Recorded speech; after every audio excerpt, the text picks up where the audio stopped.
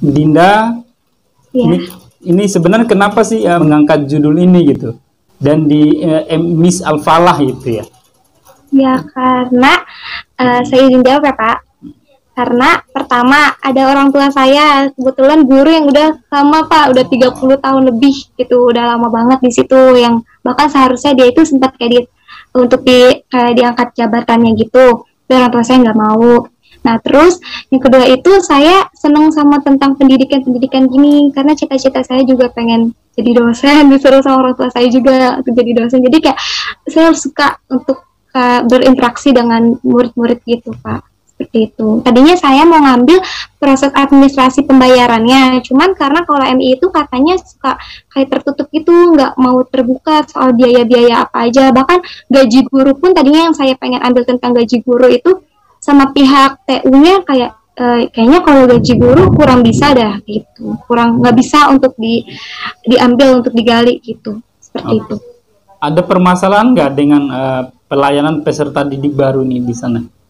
Selama kamu observasi. Permasalahannya itu seperti yang tadi kayak jaringannya lama gitu karena waktu pas kayak contohnya pengen input data online itu kayak lama banget Pak. Jadi kayak kita pakai akhirnya guru-guru pada bilang yaudah pakai jaringan masing-masing aja, pakai jaringan sendiri gitu. Kalau nggak ada yang bawa wifi, bahkan ada yang bawa wifi-nya dari rumah providernya gitu. Terus ya terus pas dicek banyak nama-nama inputan data yang salah, kayak nama anaknya salah, terus tiba-tiba kayak nge-personal chat atau chat ke gurunya atau ke pihak staff yang ada, maaf Pak Bu, ternyata saya salah, nama anak saya itu salah, kayak kurang N gitu, misalkan Anissa, terus dia kurang N, kalau kurang S-nya gitu, seperti itu.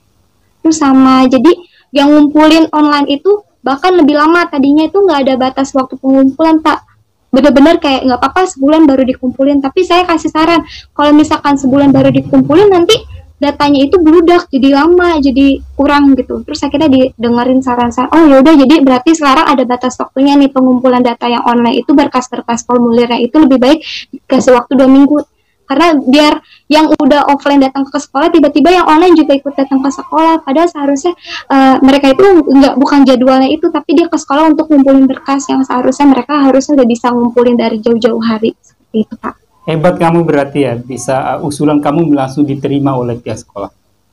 Ya alhamdulillah gitu, karena kalau misalkan saya nggak usulin sampai nantinya ke depannya juga pasti akan seperti itu.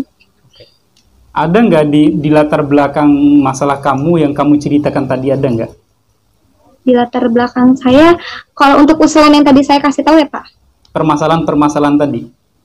Oh, permasalahan saya di latar belakang saya cuma sebagai kayak apa sih sekolah itu kayak lembaga yang dianuin, terus tahap-tahap kontekannya nggak ada Pak. Nggak ada masalah berarti? Saya nggak masukin ke latar belakang saya. Jadi saya lebih masukin ke kesimpulan dan saran aja.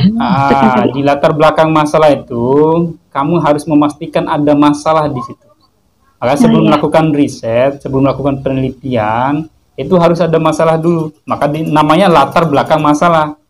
Namanya aja kan latar belakang masalah, berarti harus ada masalah. Jadi masalah yang kamu paparkan tadi, kamu paparkan di sana secara umum saja.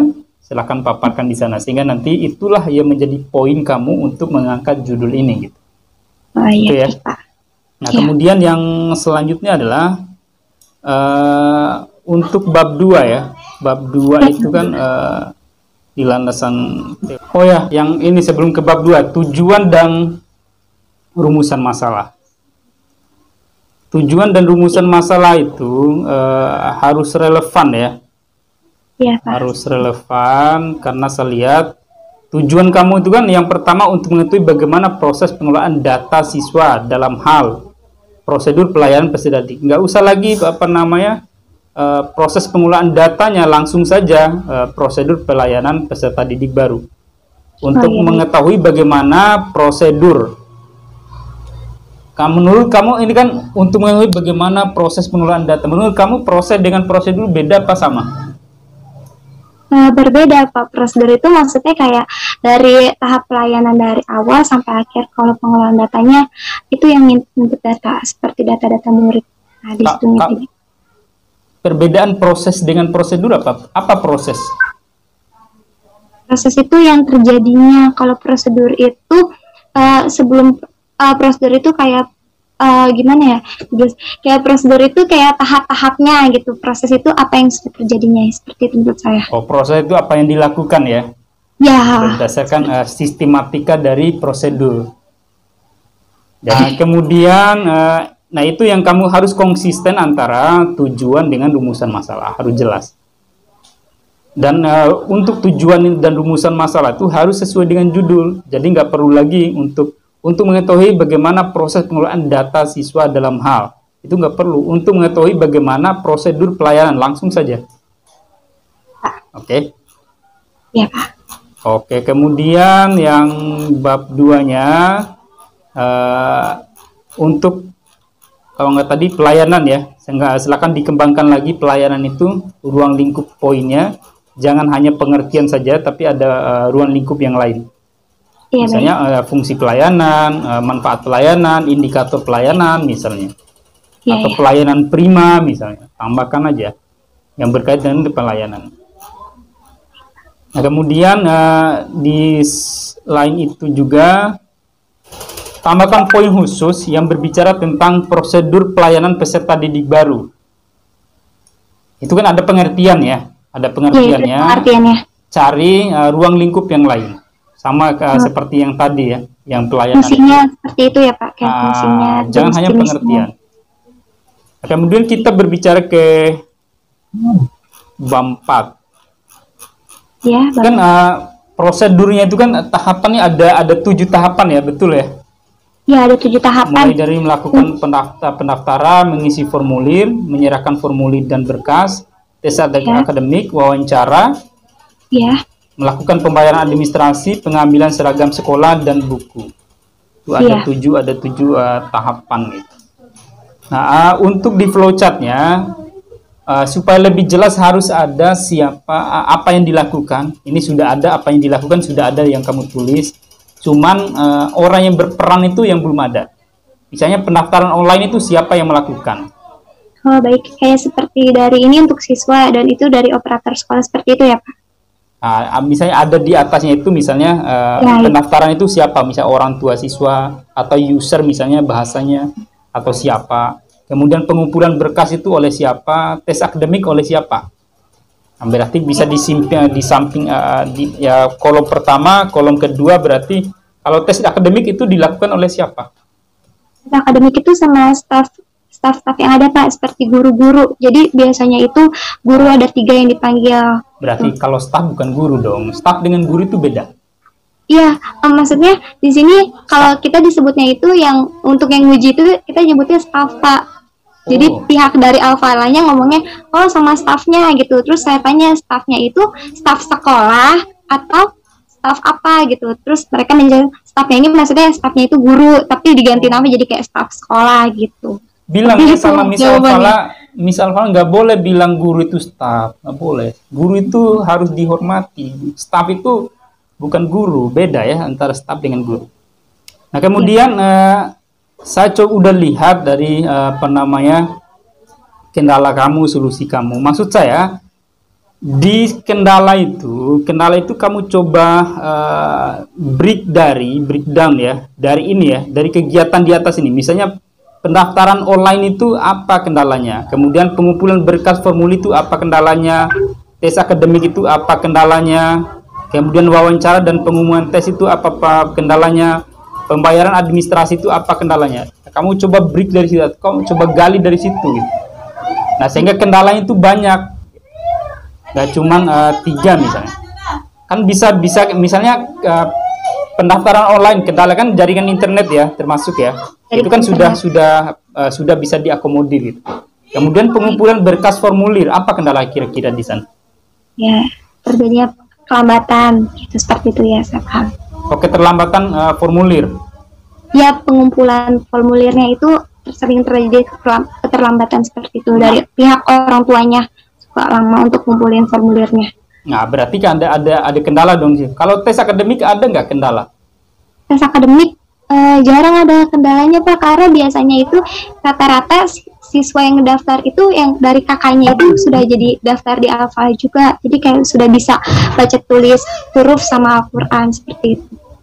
Kalau cuman yang kurang-kurang banget bacanya itu baru, tapi jarang Pak, rata-rata pada bisa baca seperti itu Pak. Kalau wawancara dan pengumuman tes ada nggak? Wawancara dan pengumuman tesnya itu nggak ada, karena kalau di tahap wawancara itu kan orang tua cuman kayak ditanya dapat dari mana sekolah ini gitu, kenapa kok memilih sekolah Al-Falah untuk anak murid bapak ibu gitu, seperti itu.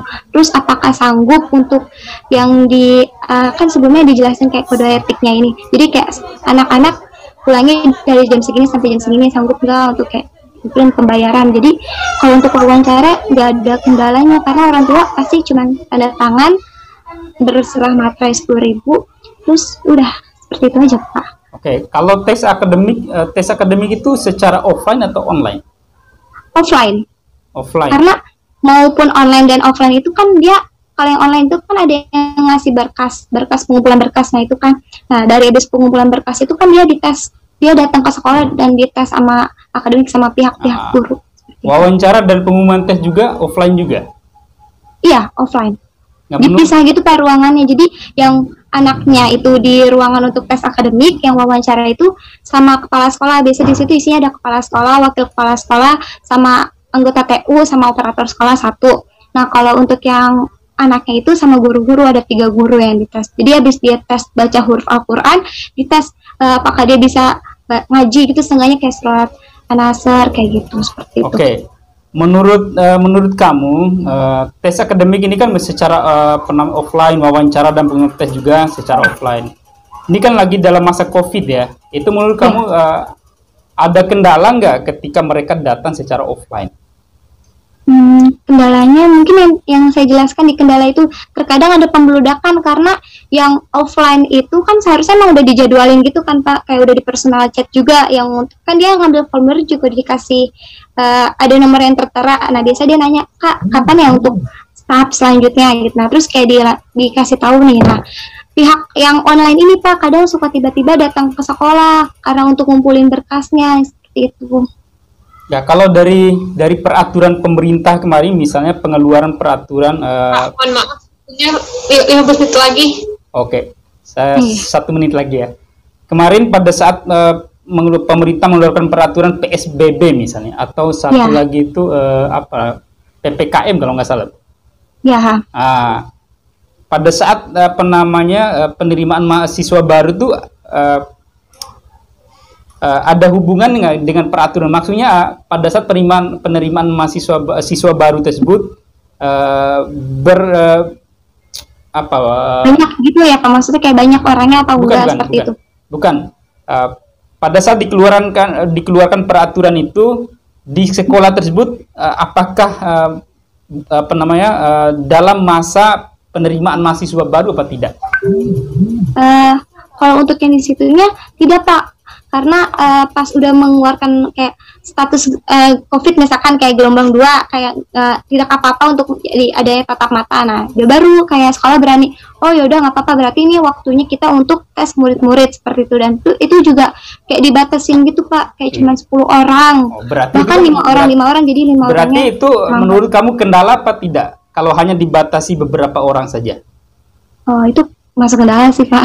Ya kan, kendala kayak ya. Hanya dibatasi, jadi butuh berapa? Itu kan artinya kegiatan penerimaan siswa baru itu apakah itu tes maupun wawancara kan terbatas ya, hanya 10 orang misalnya, itu termasuk kendala. Jadi kamu masukkan kendala. Nah sama dengan pendaftaran online misalnya membeludaknya atau karena peraturan tentang COVID itu akhirnya terkendala. Begitu juga pengisian formulir yang secara offline menjadikan terkendala kan, orang tua mau datang ke sekolah tersebut tapi karena COVID akhirnya tidak aja. Itu dari saya. Kemudian satu lagi terakhir ya, di situ ada nggak dokumen legalitasnya tentang prosedur pelayanan peserta didik baru? Dokumennya nggak ada, karena waktu saya minta jadi cuman kayak dikasih tahapan-tahapannya aja, terus dia cuman kayak ngejelasin. Jadi saya itu benar-benar yang kayak nyatet Jadi apa yang dia ucapkan, misalkan saya ketemu kepala sekolah nanya prosedurnya gimana. Oke, saya tangkap. Gitu. Ada nggak SOP di sana? SOP-nya ada. Ya itu namanya dokumen legalitas dong namanya. Itu Iya. maksudnya dokumen legalitas itu adalah SOP-nya. Nah, nanti kamu lampirkan tuh SOP ya. Ya SOP sekolahnya berarti ya Pak. Iya betul, tentang prosedur pelayanan peserta didik baru. Oke?